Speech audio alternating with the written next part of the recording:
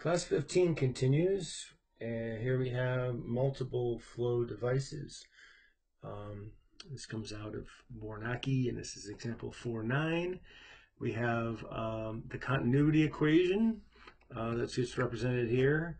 The sum of the mass as it flows coming in minus the mass flows coming out has to be equal to 0 for conservation of mass to be held true. But also if we have a situation where it's steady flow, where we don't accumulate or degrade some amount that's hanging out in the mixing chamber.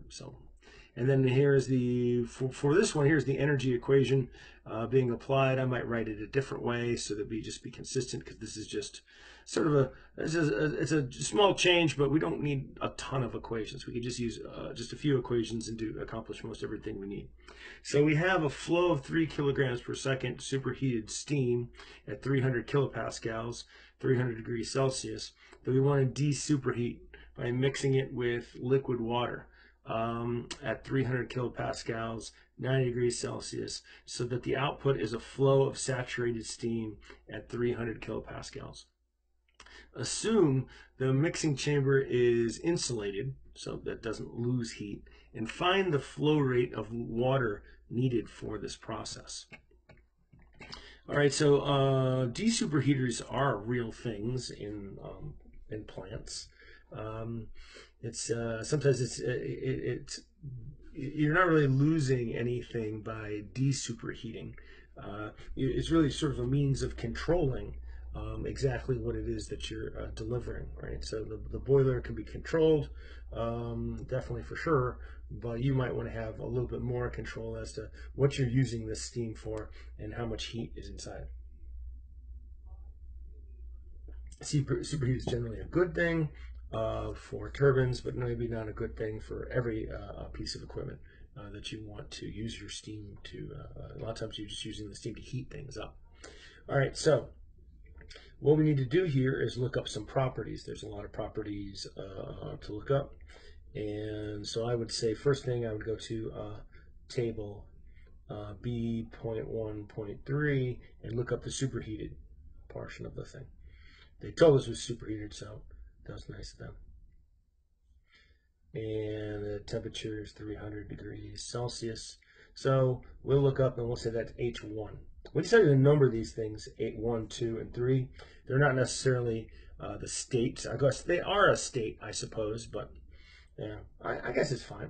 We're just using something to designate what each position is. Okay. So this was 3,069.28 kilojoules per kilogram. And then this is like water coming in here. So I initially went to table B.1.4 for the compressed liquids, but they didn't have this value in there. It didn't go down this low, I think. So instead, so they're not available. But if you had an electronic one, you'd be able to find it, right? So anyway, instead, just do what you can with what you got.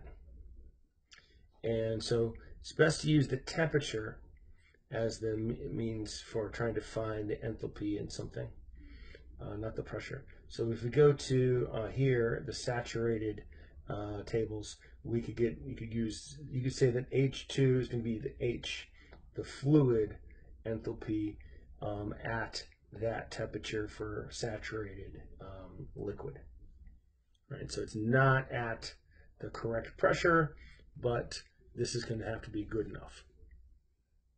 Turns out it's pretty good.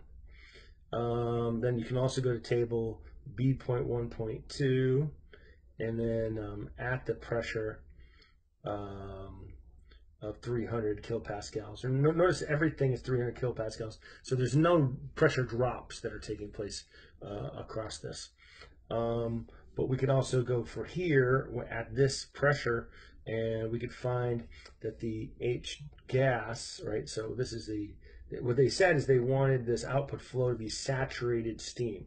So that's what this is. Here's the saturated steam. So that's going to be H3 It's going to be each of this gas of this 2,725.30 kilojoules per kilogram. So there's a little bit of prep work right there, but you have to put some thought into it.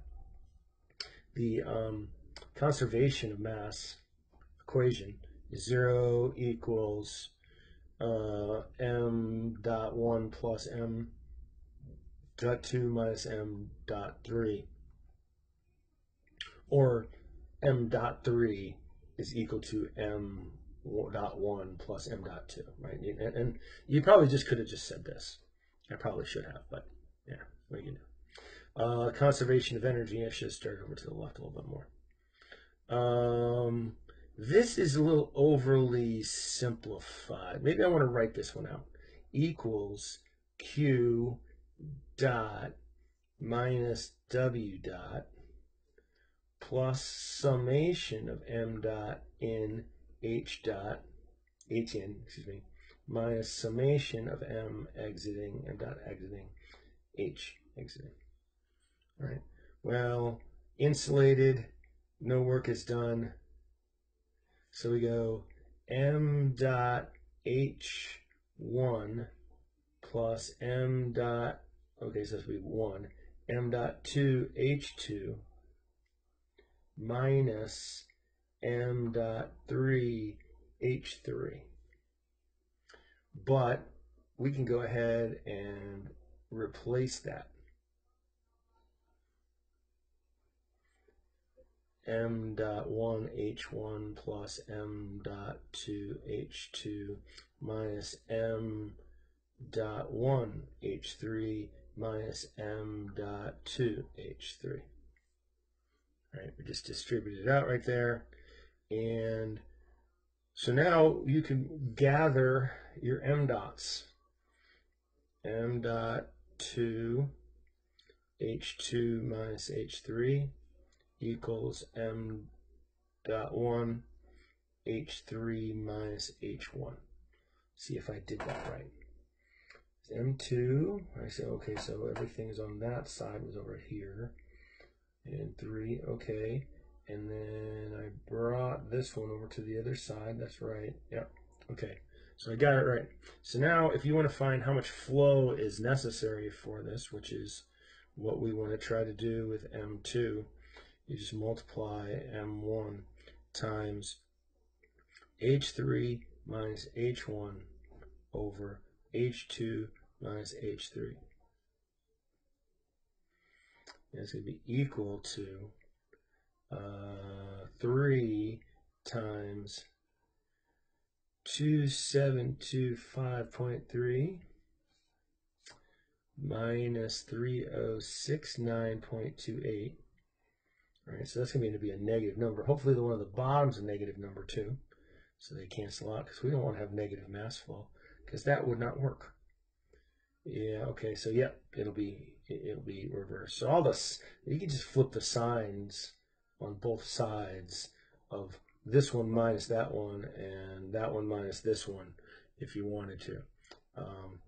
But anyway, you end up with M2 dot is going to be equal to 0.4394. Now, I think, oh no, these are steam. Yeah, so you can't do this. What I wanted, I was just about to suggest doing something, and I think I do that in one of the next examples, but you don't want to do this, is try to use temperatures. It wouldn't work out because this is steam and we have water involved in it.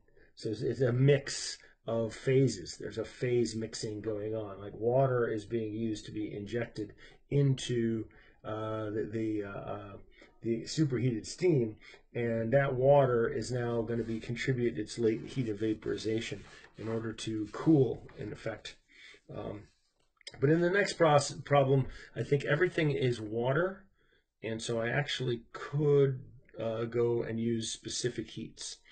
We'll see. I'm not 100% sure. No, I don't want to do it. No, not this next problem, but then another problem, another example. So you have that to look forward to in a subsequent example. And I know you just can't wait to see that. So welcome to the end of another video.